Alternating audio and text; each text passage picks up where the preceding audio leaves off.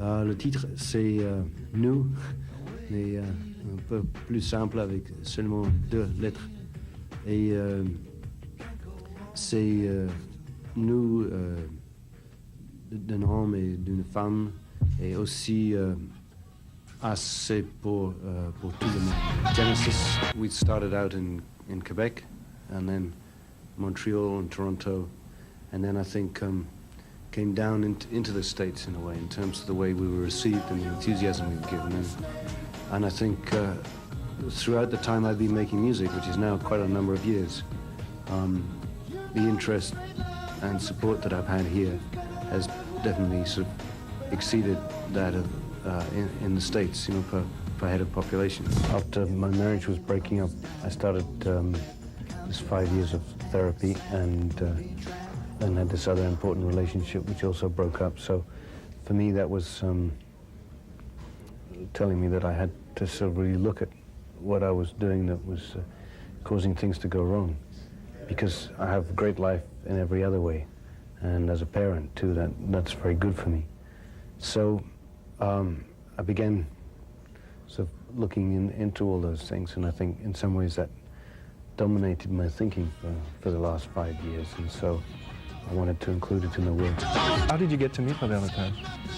I met him initially through this park project, which we're working on, particularly with Brian Eno and Laurie Anderson and quite a few other people in film, architecture, psychology, to design a place which is under a beautiful garden full of water and trees, where you go down under the ground for interactive experiences and adventures.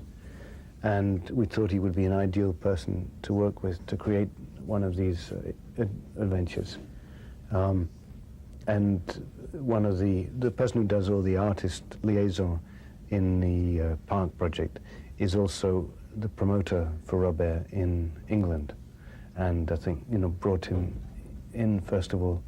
So he's obviously been a strong believer. And as soon as I went to see Robert's stuff, I was really knocked out, I think.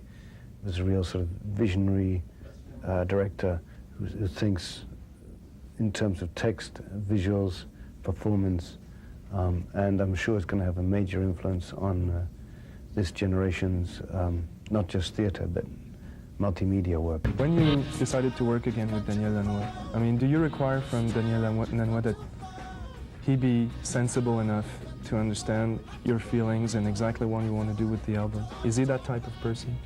I think, yeah, he's pretty good. I think he helps artists to come out of themselves and to capture the more intense emotional moments.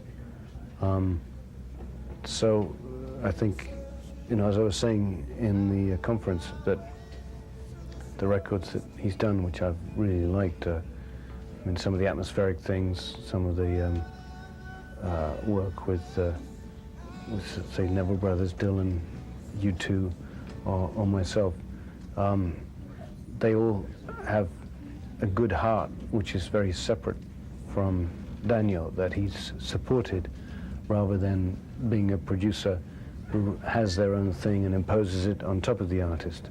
You know, he uses his talents to support the artist.